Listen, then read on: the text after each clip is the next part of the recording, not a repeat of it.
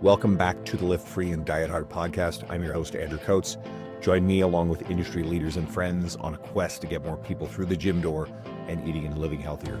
Join me where evidence meets empathy while rejecting fitness industry fads and extremism. Let's begin. Tom Sheppard, my friend, it's great to have you on here. So, little context. I've been checking out Tom's stuff on T Nation, kind of around the same time I've been writing for T Nation for a while. And we finally met in person at Swiss in the fall. And very quickly, so who is Tom Sheppard? Tom Sheppard is a strength coach, but works with Dave Tate at Elite FTS, which is huge. And I was just there to appear on Table Talk. So that was an amazing opportunity. Thank you for the invitation. But you also work, not only do you work with industry icon Dave Tate, you also work closely with Christian Thibodeau, another strength icon. So you're really in the strength world with some of the best of the best. Oh yeah, I've been very, very lucky to have very good close relationships with people that were very much idols, that I looked up to. Christian Thibodeau was probably my first main kind of idol in the fitness industry in terms of the methods that he uses and the variety of things that he kind of experimented with. He wasn't just a coach that stuck to his lane and did one thing. I really liked that about him, with the idea of trying to cater for as many people as humanly possible. There's no one size fits all. And then, getting also then to work with Dave Tate, who just has so much experience, not just in of himself, but the amount of people that he has in his network and has been able to get knowledge from over his years in the industry as well. Like, being close to him is kind of like being close to 50 experts at once in many ways. So I'm incredibly lucky and blessed to have been exposed to those individuals in the way that I have. And I try to just remain as humble as humanly possible and be like a sponge, because every bit that I learn, I just realize there's 5 other things I don't know. And being in the environment I'm in now over here in the US, as opposed to being in the UK, is fantastic, because it just adds another layer of knowledge that I can get access to via the table talk and stuff like that. Like, having people like yourself on the table talk it's a fantastic experience to just be able to sit down and talk shop with people in that type of environment, because even just passively you pick up so much, and it's been a really fantastic part of my career over the last couple of years, being able to do that. Well, your humility shines through. So, I mean, for context, I didn't even tell you this. Like, I remember you, I see your media around, and certainly a teenage writer. And I think people can assign certain things. You're a physically imposing human being. You got the most facial piercings I think I've ever seen on a person. Like, and forgive the joke, but you look like someone attacked you with a nail gun, right? Yeah. I mean, I gotta believe that airport scanners, they see you and they're like, okay, you're coming around here. We're gonna pat you I down. get every random security check. I remember we were coming back home from our honeymoon in Aruba, and we were flying through Miami, and this is me domesticated. Naomi's done a great job of kind of reining me in a little bit. And I had like a 2 foot tall, pink mohawk at the time then too. And they pulled me aside and they wanted us to start. I'm like, dude, what drug cartel looks at me and goes, that's the dude that's going to sneak through security? Subtle, completely unseen. But every time. And to the point, like, so when we met, what I discover is this genial, humble, giving person. And that was, again, my experience when I was down at Table Talk, really endearing. So it was really important for me to get you on so people see the side. And Thank you. one of the things we're going to dive into is you're quite open about the fact that you've had mental health battles with your career. And so I'll start with this question. We can see where we go. It's like, how important is the gym for your mental health? I think that gets vastly underrated, not just in my own circumstance, but without sounding too philosophical and kind of Eastern, I've come to the realization in the last couple of years that I think it's almost futile to think that a really truly healthy mind can exist in a really unhealthy body, and vice versa. I think the more that we get into a mindset of treating the mind and the body as 2 separate entities, the worse we get at looking after either of them. And it shouldn't be that surprising that any form of physical activity tends to help people in that regard, and people will cling on to different ones. Like, for me, it was weightlifting. Thanks to my older brother basically saved my life, getting me in the gym, and we can go down that rabbit hole at some point. But, for others, it will be running or whatever it might be. It doesn't matter. Which may sound like something weird to say as a strength coach, but I don't care what the people I coach are really passionate about. I just want people to do something that is in tune with what they feel gives them a benefit. And we spoke a little bit on the table talk about how, of course, there are physical benefits to training, whatever your training might look like, but it goes so far beyond that that I think that is really not doing it a service to say that it's just physical benefits, because everything is so intertwined that it goes to a deeper level than that. And I think there's a reason why now so many people are turning to it and finding like a salvation or a refuge in it, because it's just allowing us to become more, should we say, in line with what we're supposed to do at the end of the day. We're not supposed to sit down all day and not be outside and be antisocial creatures in any way. And in reality, if we really took a step back and looked at our lifestyle compared to maybe how we developed cognitively and physically, we shouldn't be that surprised that we're all suffering for it. I mean, I believe there's a very strong relationship between the metabolic unhealth of Hmm. certainly North America. And North America is not necessarily representative of the rest of the world, but there's certain concurrent trends in the Western world and the prevalence of mental health issues as well. I don't think it's the only thing by any stretch. I certainly believe that in my own experience with my clients and across social media, people do tend to start in the gym for aesthetic reasons, for like physical health reasons. Hmm. Very often, they realize just how powerful it is for their mental health that they tend to often stay. And they're cognizant of the fact that they continue to do it because their mental health becomes a big part. And your initial quote, I'm thinking of, God, I can't remember the quotes, but I know Socrates had a famous quote, I believe, about, mind and body and physical health. And JFK had something as well along those lines. Now, is it enough, right? Can the gym be the only outlet for mental health for people? This episode is brought to you by Just Bite Me Meals. I work long days and I won't compromise my client experience or sacrifice my workout, sleep, or nutrition. So I needed a quality and reliable meal prep service so I could save time on cooking and shopping and have more time for the stuff that matters. Net out the cost of groceries and the service isn't as much as you might think, and regular impulsive food delivery apps, eating out, that costs way more anyway. I get more meal variety and less dishes to clean, and I've been referring clients to Just Bite Me Meals for a long time, and I recently started ordering myself. Food is great. The beef brisket tacos are my favorite so far, and there's a lot of menu choice. Your calories and macros are listed. The portions are great. You can order custom meals. They deliver to your door, or you can pick up from their storefront. And I'm sorry to listeners outside of Alberta, but Just Bite Me Meals is currently just in Edmonton, Calgary, Grand Prairie, and Fort McMurray. Ordering from Just Bite Me Meals made my life easier instantly. And you can get 10% off on all your orders using my code, Andrew Coates Fitness, all caps, on their website. That's Andrew Coates Fitness, all capitals, or go to the link and the code in the show notes. That's a great question. I think it's a damn good one to start with, but I think no one should ever have their entire character, well-being, confidence, whatever you want to call it, hinging on a single factor. It's just too fragile. And to a lesser extent, you see this in people that you coach, the people that have just the gym and not much else going on in their lives, maybe a job, they don't like their job, they don't have a good family support network, etc. When the gym goes badly, everything goes badly because it's all just stacked on top of that one pillar. When that one pillar doesn't go well, then everything goes with it. The diet goes out the window, their mood goes out the window, they stop trying at work, they stop socializing, all these types of things. So I think the gym is a pillar that should be used because physical wellness, physical activity is a pillar of what being a human being is, in my opinion, at least as a healthy one. But I think for most, it's the most approachable and probably gives the best return on investment when we're, say, trying to get out of a dark place, right? Like when we initially, if we think of like being in a dark place, it's just kind of more like, rather than it being dark, think of all your options are kind of closed. Everything's behind a closed door. And sometimes just opening that door of what happens when I go to the gym, what happens when I just make a small step where I just try to put more effort into something. It could be running around the park rather than walking around the park. It could be going from jogging around the park to doing some jumps up on the bench, or it could be going and doing your first workout in the gym that you find intimidating. Any of those represent a step of investment that maybe is intimidating or stressful that you survive.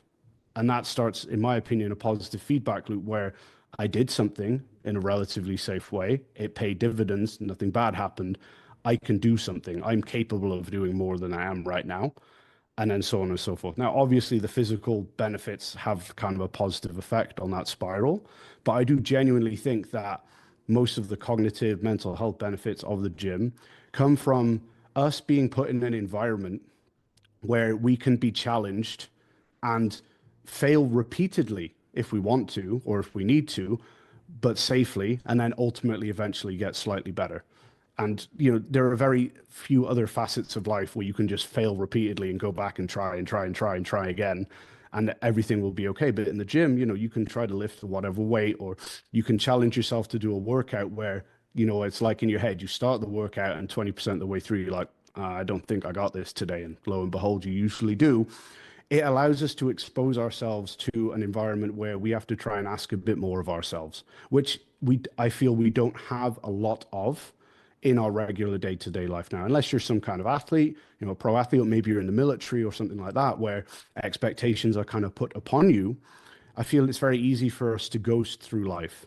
And I feel many people maybe are stuck in that, whereas the gym represents then a challenge where, sure, you can ghost through the gym, but very, very quickly you realize that you don't get much in return for that. And all of a sudden the gym just starts mirroring what happens on a macro scale in the rest of your life on a micro scale that you can now relate to. It's kind of like, if your whole world is chaos, the gym is just the little corner there that you can start controlling. And now you have somewhere to start. Like if you just look at chaos and it's just this giant map of, I don't know what's going on, that's intimidating. But if you've got somewhere to start and you start controlling this and you start seeing benefits here, then you have a point, an anchor point from which you can work out from. And maybe that's not a great analogy for some, but I feel that the gym offers that anchor point to so many people that it allows them to then go on and branch out into the other parts of their life that maybe need work too.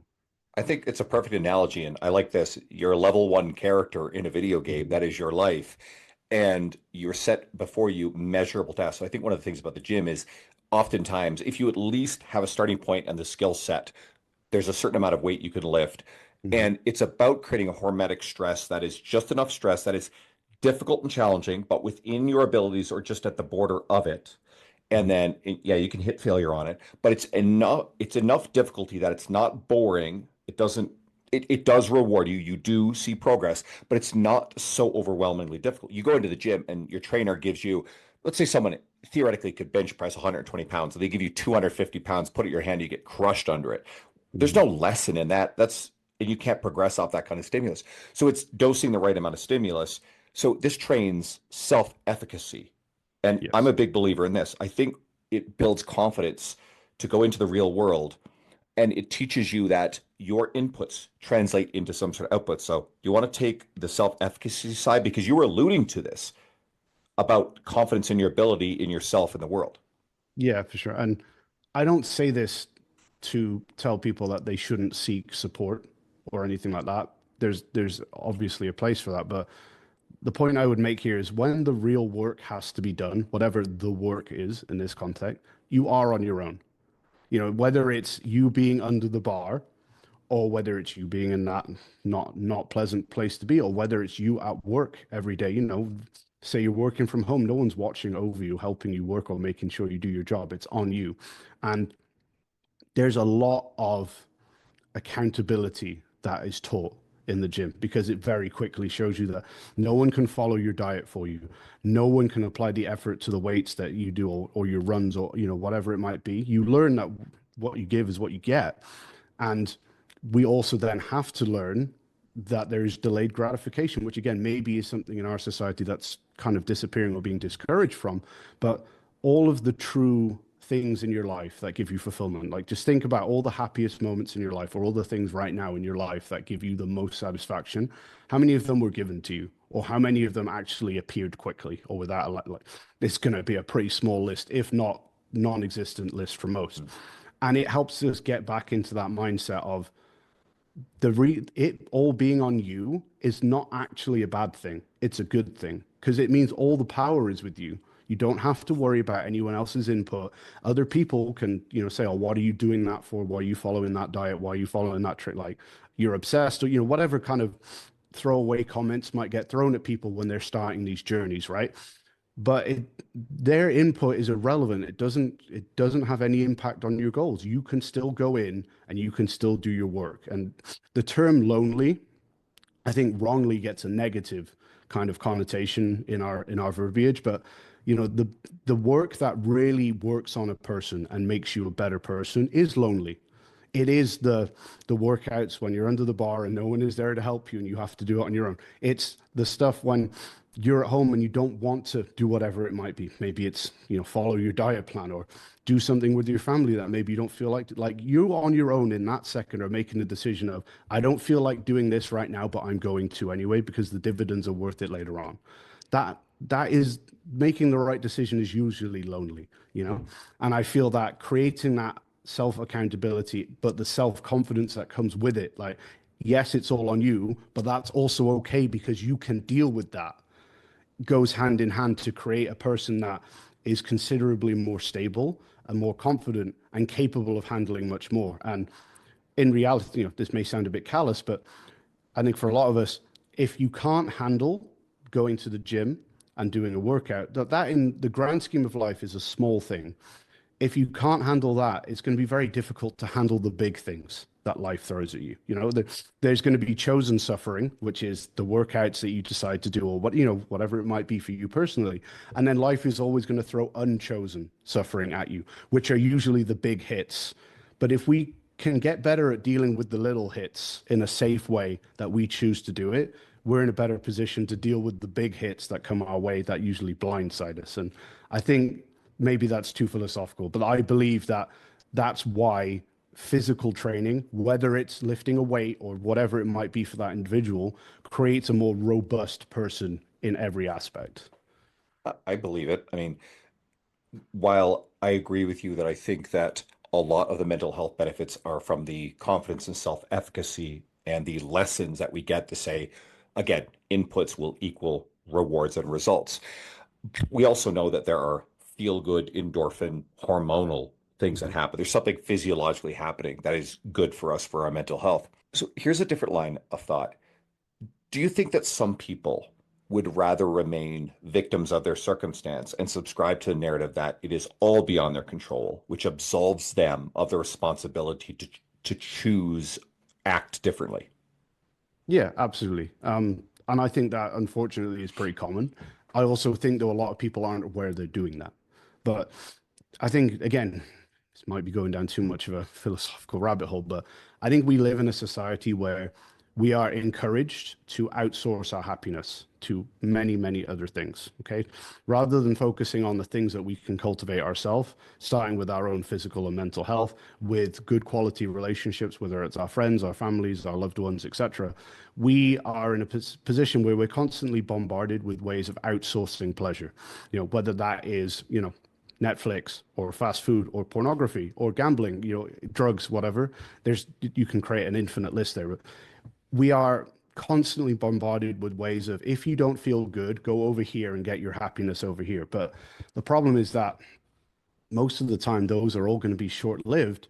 And because you didn't cultivate them and they're not lasting stimuli, they come and they go very quickly and they tend to leave this big chasm hole behind them, and what generally happens is the bigger and the quicker the high, the bigger the trough on the other end. And then you end up with these massive kind of big spikes and falls where then you're kind of looking for the next hit. And, we can talk about dopamine and all these types of things, but it doesn't matter what the science is behind it. We know it happens, right? And it happens a lot. Whereas I think in reality, true happiness, fulfillment, whatever you want to call it, exists in a microcosm. And that microcosm is your life day to day.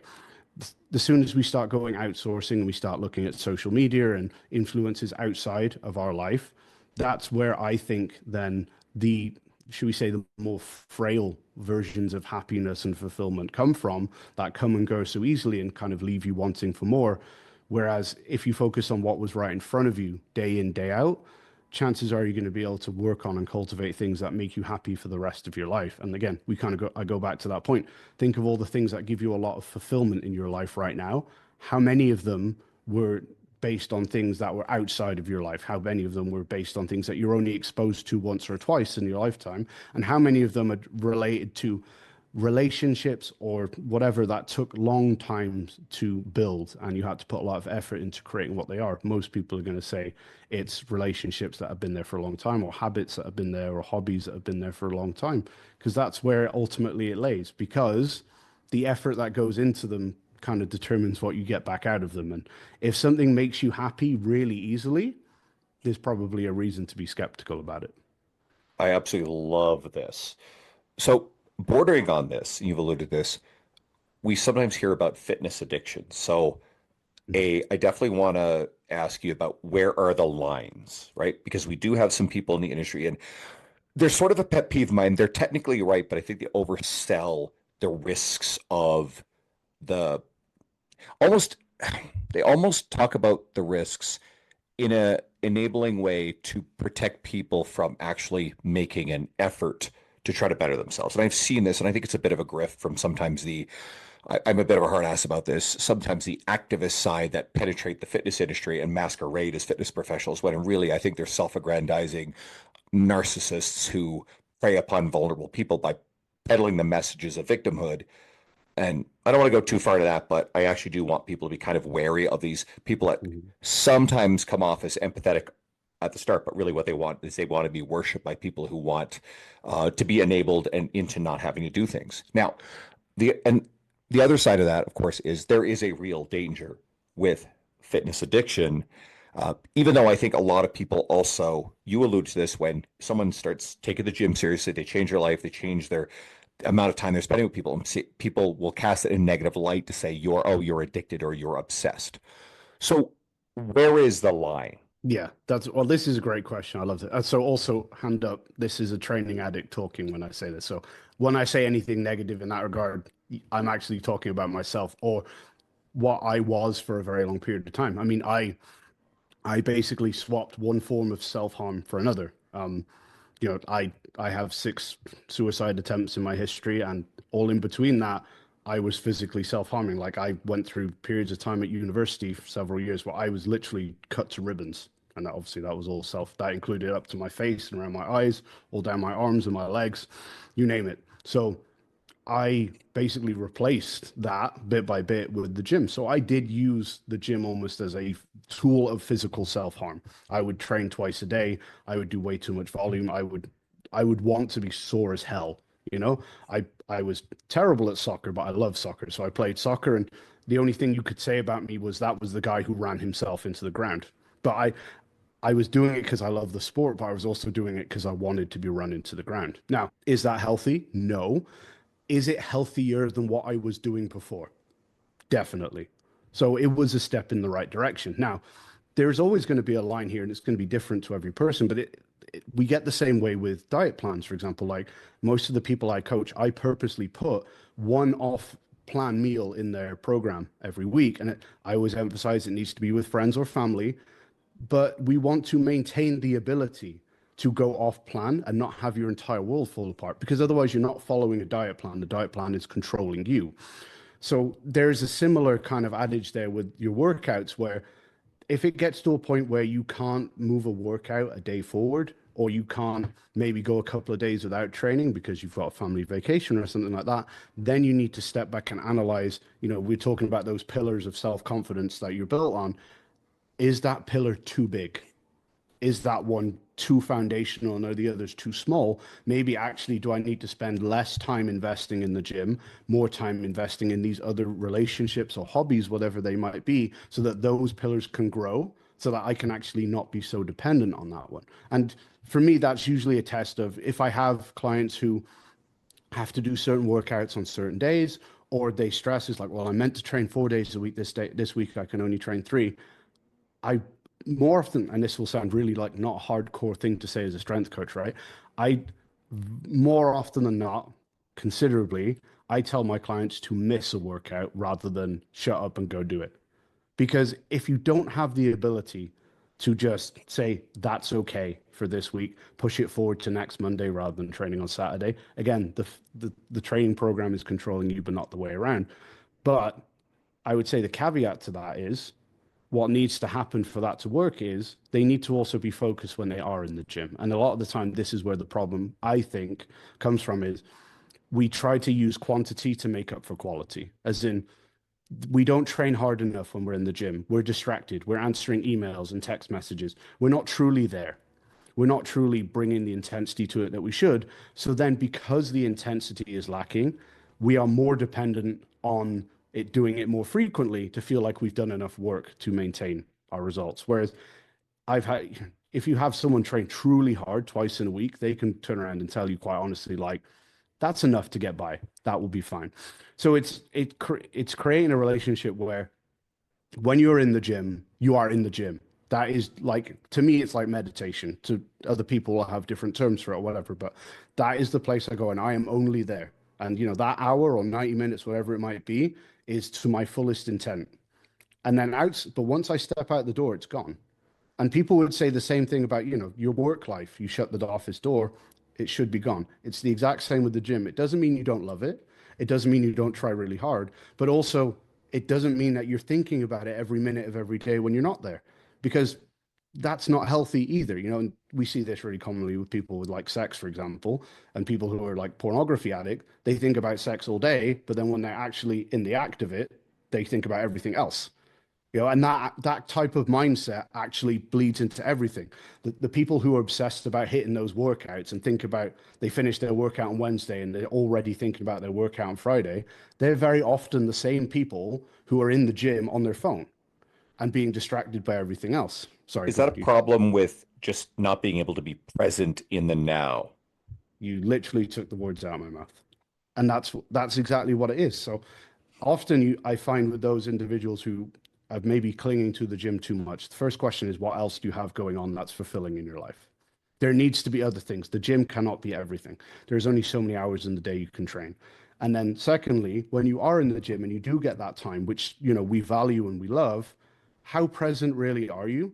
Are you left wanting more just because you weren't really there in the first place? Because if you were, chances are you probably want a break from it, and I do think that sometimes also it's understated or undervalued to actually miss the gym. In the same way that, let's, for example, me and Naomi, we live together, we work together, we both work from home. Every now and then, it's kind of nice when one of us goes away for a few days, because you get the opportunity to miss each other. You get the opportunity to realize, oh, my life is actually way better when she's here. And then guess what happens when she comes home? I appreciate her way more. And we should be looking to get the same relationship with the gym, in my opinion. We should love every moment of it when we're there. And then we should appreciate it when we get to step back foot in there and do it all over again. And if you're not present enough during those workouts, you never get in that cycle and you never really get to that point of appreciation, if that makes sense. Absolutely. Let's do more on the addiction side. There's some stuff you said there earlier.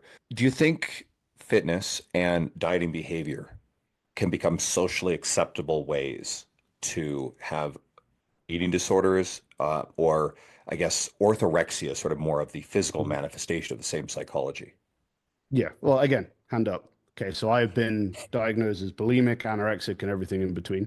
I once had a streak on MyFitnessPal where I logged everything I ate for, I think it was like 1,200 and something days. So over 4 years, maybe 5 years. What kind of anxiety would it create at the thought of missing a day of logging at that point? Huge. I would be I didn't really sleep much at that point. I had crazy insomnia, but like I would be the person logging it all at 3 a.m. to make sure that I logged it and whatever else, So I have been there, which is why I feel I can say some of these things, because I'm not a person in a glass house throwing stones. I get it. What I'm saying is that there are ways out, or that the biggest thing is that you just need to realize it's happening, for a start. And I do think there are a lot of people out there that are using it to justify unhealthy habits with food and with the gym, and then using it as a way to almost double down on those habits. And can it do more harm than good? I'm sure it can. But for me, the question always becomes there. If someone is in a bad place, we can't just magically click our fingers to get them out of that bad place. Which bad place do we want them in? Do we want them being the macro tracker and focusing on, I only eat organic, skinless chicken breast and broccoli?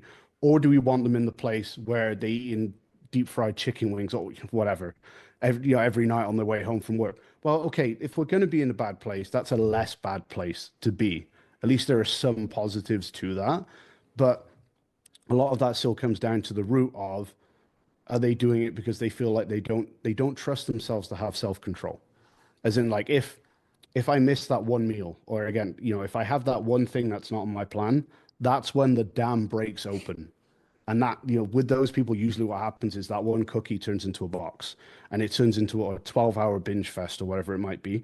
So for them, doubling down on that kind of eating disorder, if we want to call it that, is them just trying to hold back the dam desperately because they know what's going to happen if there's even the tiniest crack in there. And, in the short term, that's okay. Like, if that gets you by and it makes you not physically unwell, then that's okay. But we also need to realize that you only get out of that by having controlled levels of variance and allowing yourself to deviate from it, because you get good at what you practice. And if you only ever practice being 100% adherent to something to a level where it negatively affects the rest of your life, then that's what you're going to get progressively better at. You're going to become more and more doubled down on it. And, one of my clients recently had a bad workout and hurt their shoulder. So an exercise that we did with them was just, I got him to like divide up a column of all the things that bring him a lot of fulfillment in life, or things that he gets to do on a daily basis that give him a good feeling of happiness, right? And I said, right, now write that down. You can divide it into columns like home life, family life, work life, hobbies, whatever. And I said, right, okay, so you've hurt your shoulder. How many of the things on that list can you not do because your shoulder is hurt? And you cross off like 2 out of 25, right? That's okay. So it doesn't really affect that much in the grand scheme of things, right? But again, those individuals that are caught in that loop also tend to be the people that don't have a huge amount of things going on outside. So they have to control that because everything else is chaos. Everything else is not bringing them any happiness or fulfillment. So a lot of the time, at least I find, and again, I'm not a registered therapist or psychologist. This is just from 13 years of coaching people who, funny enough, everyone has problems. The more you can get them to invest in the rest of their life and bring all those other things up, the better they're able to go, you know what, it's okay if I miss that meal or I go out for a meal with my family or what, because that isn't everything that I am. And if we wanted to go down a deeper rabbit hole, that's probably where it comes down to, in truth, is a kind of form of self-identification where if the gym is the only thing you are going to cling with it with absolutely everything you have. If you're the guy who's always known for being 8% body fat, you're the ripped guy, but you don't have anything else to your identity. Yeah, it's going to be really hard to let yourself gain any body fat or give yourself a week off the gym or whatever it might be. But if you're the guy who's 8% body fat, is a great dad, has a job that they enjoy, has maybe, they're on like a weekend football team or whatever, then if you let yourself go a little bit in one, that's okay, because that isn't your entire being sacrificed there. It's just a tiny small part of it altering a little bit. So to me, that's probably a big part of it.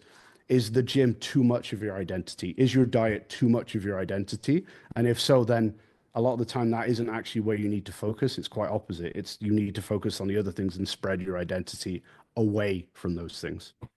I suspect a lot of people are filling other voids with the gym. So Yes. you just said one of the, I think, the red flags for identifying where you're dancing on the edges or you crossed over into dangerous territory. Are there any other red flags that you say to people, this should be something you keep your eyes on if it manifests, where you think that someone may have an unhealthy relationship with the gym, it's tipped over into maladaptive addiction, anything? Sure. I think for me, the biggest red flag outside of the being overly structured or habitual is just the always wanting to do more. That probably comes in a very close second, where I've had clients where you could give them almost anything. You could give them German volume training, whatever. They will always ask, what can I add to this to make it more effective? And that's where you kind of start to get the idea of, okay, this is a problem, because we know that's already a lot of work, and you deep down you know that too. So what are you trying to escape from by adding in that extra? You've mentioned the endorphins and stuff already. Is it just trying to chase those because for a while they make you feel okay? Because I've been there. Like I said, I was self-harming multiple times a day. That releases endorphins. It works, unfortunately, right? But that doesn't mean it's good, and it just reinforces a habit of quick wins in a really unhealthy way.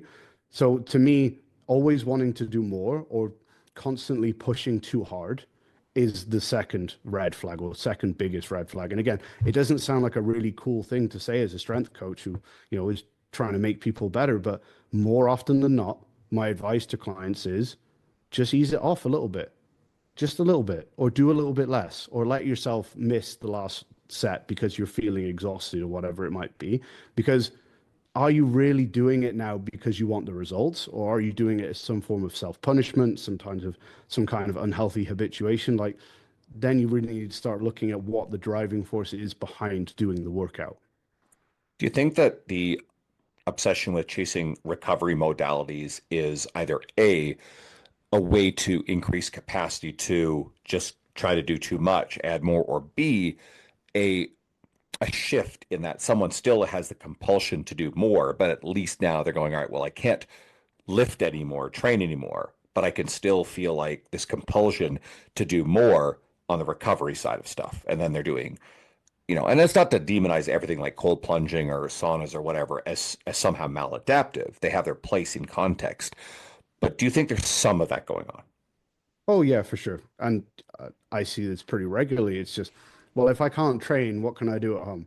What can I do to still be in training mode, like in athlete mode?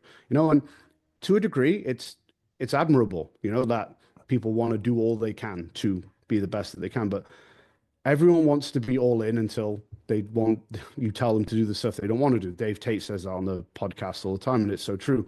When the best thing for their progress becomes sit down and be bored or sleep more or don't do anything, then they're not all in. So that would be the question I pose to those individuals is, if the best thing for your recovery right now was just to do nothing, would you do it? Because for example, I was a terrible competitor in powerlifting because I would train all the way up to it because I was addicted to training. And as soon as I knew the training program worked, I didn't care about the comp anyway. I was like, I know I'm stronger. I don't care anymore.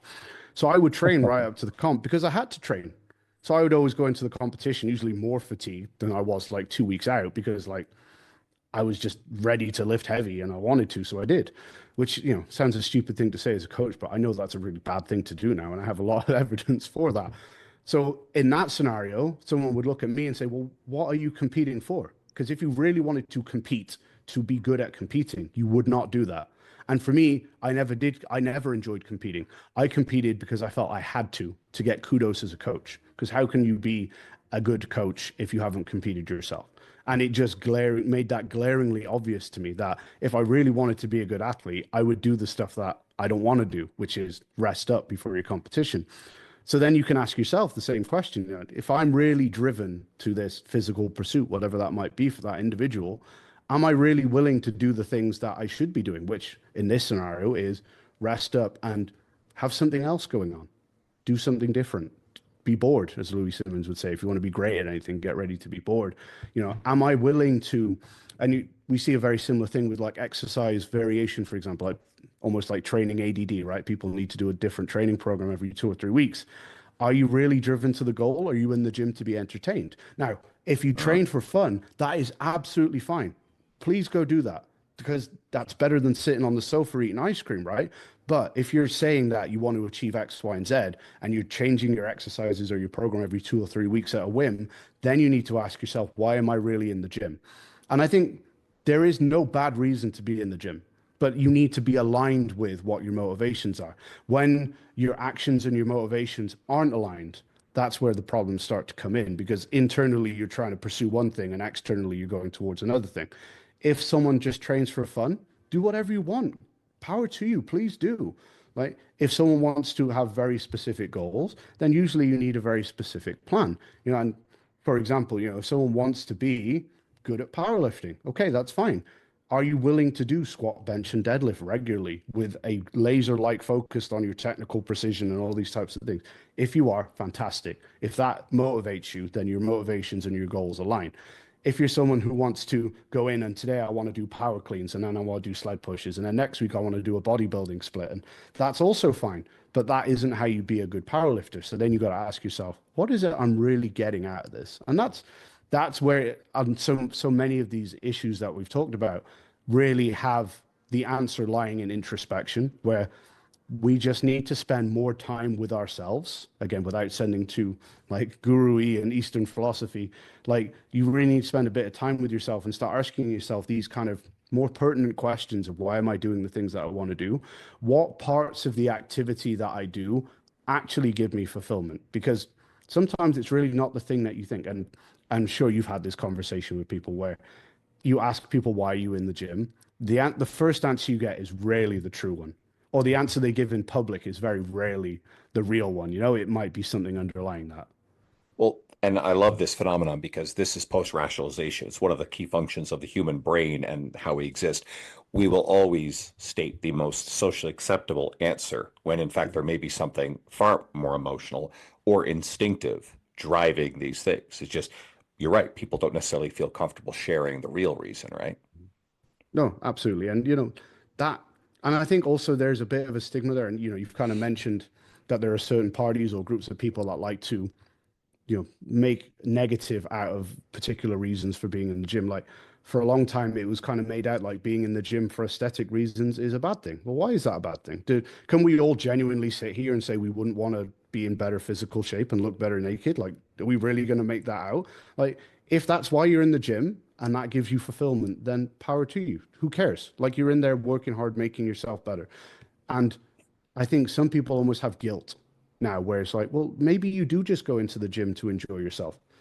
Why does that make it bad? Like, if this was any other context, right? Let's say you wanted to learn guitar, picked up a guitar and said to your friends, like, oh, I've started playing just because it's enjoyable. I want to just learn a couple of different songs that I like, and I don't really want to do anything crazy with it. They'd be like, that's cool, good for you.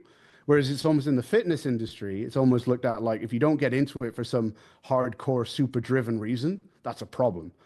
So like, to use the same analogy, you'd have to start learning guitar because you want to be Jimi Hendrix and you want to be a professional guitarist. But that most people don't. Most people are picking that guitar up because it just gives them an outlet that they enjoy. It allows them to be creative and have some freedom in that regard.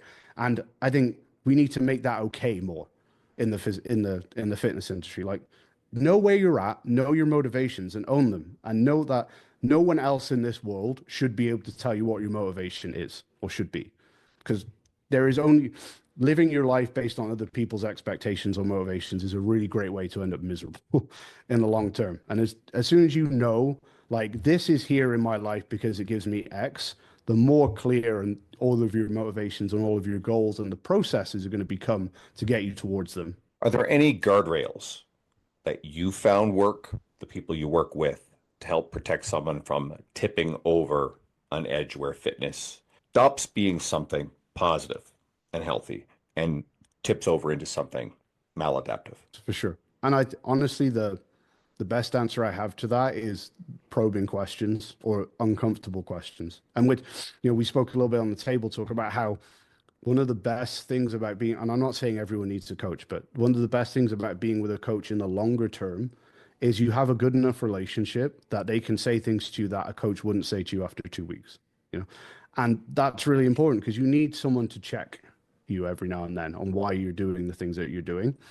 And I think a big part of it then is just encouraging them to be introspective of, have in mind what is the goal of the gym in your life? What, you know, that pillar that we're resting on, what is it meant to be giving us in return?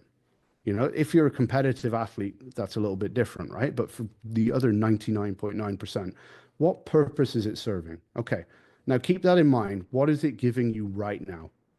And are the actions that you're taking right now taking you closer to that purpose? And also, perhaps more importantly, are they taking you towards that purpose, but are they perhaps detracting from your other pillars too much? Because if we look at a person as a whole, as in, let's say this person has 4 pillars, you know, their family, their hobbies, the gym, and their career. If they're pushing the gym too much, and yeah, sure, it's giving them some incremental benefit, but because of it, they're not spending time with their wife and kids. They're, you know, not focusing at work, or they've stopped going to their pickup football games at the weekend. Is the return really worth the investment? Because again, if we go back to identification, you are not your training program. You are a human being who follows a training program. And if the training program is giving 5% more when you go all in, but it's taking 5 or 10% away from those other 3 pillars, you are at a huge net negative. So I do think then it's a big part of looking at the whole landscape of this person's life and fulfillment and saying, is it pushing everything up or is it dialing other things back at its own consequence? And everyone's going to sit in different places in that relationship. Some people can turn that gym dial all the way up to 10 because those other things don't suffer because of that. Other people, maybe you've got like 3 young kids and a really busy career. Maybe that gym dial can only be at 4 or 5 before all those other things start to scale down. But in reality, and I can't remember if we mentioned this in the podcast. I was coaching a guy, still am, who is desperate to hit £1,000 squat, and he absolutely will do it. But like a year or two ago, he was really close, but all those other pillars outside the gym going way down at the expense of this one. And we made the decision to say, look, that £1,000 squat, that can wait a year or 2 years, whatever it might be. Do you really want to squat £1,000 and be divorced or not have a job anymore or whatever it might be? Now, I think it's probably 2 years later now, he's very much in line to do that again very soon, but all of those other things are in a better place. And guess what? His training is better than it's ever been because those pillars make up who you are. And you can't be a great athlete if all of those other things are crumbling around you. I don't care what anyone says. Maybe in the short term, but in the long term, no. You look at someone like Chris Bumstead. It seems like, he's got an incredible support structure with his, wife and, I guess I don't know if he's had his kid yet, but it looks like that part of his life was actually a critical foundation of his ability to apply himself to be the greatest in his sport of his generation. Yeah, for sure. And there's only so much someone can do whilst the rest of their life is falling apart or not where it should be. Like anyone can dive their head into the gym as like hiding their head in the sand. That might get you through 4 or 6 weeks, whatever it might be. But the one thing that the gym should be making painfully obvious to most of us is that anything really worth achieving is going to take a pretty long time.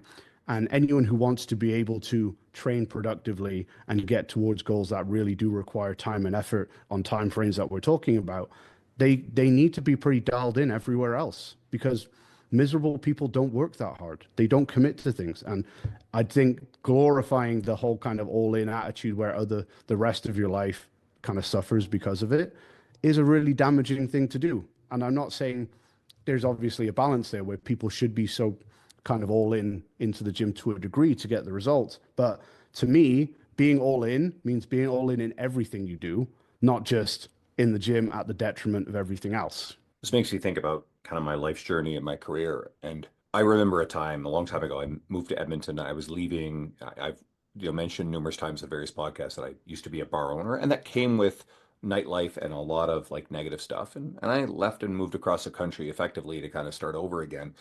And I found myself first immersed in World of Warcraft, and that was a place to hide from the world. But even though there were maladaptive elements, it was trending in a direction. Then I got back in the gym after a brief hiatus, and I realized they couldn't coexist. So then I, got really immersed in the gym as I was working this job that wasn't particularly fulfilling. But that ultimately led to being asked to become a trainer. And I've told this story in lots of places where I didn't start as this young person with a passion for training. I kept getting bothered on the gym floor by the staff until I finally said, okay, I'll start being a trainer 14 and a half years ago. Never had a clue as to where that would lead. And then working in that gym, I got pretty darn good at and very busy very fast. And I started diving into educational resources, but also the environment I was in, I made a lot of friends. And so most of my closest friends in the world are people I met initially in that old gym. And then over time in my career, as other opportunities have grown, made more and more friends, people who are very close and dear to me. And that's enriched my life. And I've been all in a very big way in terms of the, training, but that led to the career that I've been very all in on. But that has actually enriched my world with relationships and great people. And it has improved my world. Like, very early on in this episode, you talked about or alluded to the trusting in the process and the compounding efforts and nothing comes easy. Well, I just on my social media announced my first ever podcast sponsorship, which is Renaissance Periodization. Regular listeners will start hearing those ads. But I actually secured 2 more sponsorships back to back just because of circumstance. And I was ready to embrace this stuff. And this stuff's coming to me. And these are all very, very good things. I will reveal all very soon. But that was off the back of 7 years and 350 plus episodes of this podcast alone, like not to mention probably 200 appearances and a secondary podcast that had 70-ish episodes, at another point. so there's a long runway there. And so do they getting offered, Nick Shaw, my friend, who will be on very soon. In fact, he may be the very next episode of Renaissance Periodization, asking me if I want to, have Renaissance Periodization sponsor me. I'm like, are you kidding? Of course, absolutely. Uh, so that felt incredible, but it just made me think about all that. So Yeah, let's for sure. let's clue up here. People can follow you at Phoenix Performance Training. That's your Correct. Instagram handle. Mhm. Is there anywhere else you want to send people website resources? No, that's the only social media I have that is that's enough for me to be brutally honest. Me and Naomi are actually in the process this year of kind of rebranding and launching our own thing. Mhm. So hopefully within the next kind of 6 to 9 months, we're going to have our own website hub and all this type of thing. But all of our coaching services and stuff like that, we either just, are done through word of mouth and referrals and through Instagram. So Instagram and DMs are the way to reach me if you need anything. But we are working on expanding and being able to give out more content to people and provide more services to people outside of the kind of one-to-one coaching that we do right now. I just wanted to say thank you so much for having me on. It's been really cool to connect with you again. I really enjoyed spending time with you when you were here in Ohio, so this has been good fun. And likewise, I mean, one of the biggest honors of my career is to be able to go and appear, visit Elite FTS just outside of Columbus, and be in that space and to sit with you guys. And again, you're around Dave Tate all the time. And when I first started reading T Nation, I'm reading Dave Tate and all these other icons of the industry. And then you and I are the kind of, and Christian Thibodeau, and then you and I are in the same boat.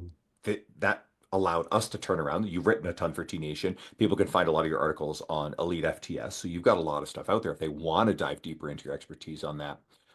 And just again, thanks for taking the time. And one of the most fulfilling things about my career is the friends I've made in my travels. And I never lose sight of that. So that's a key enriching thing for me.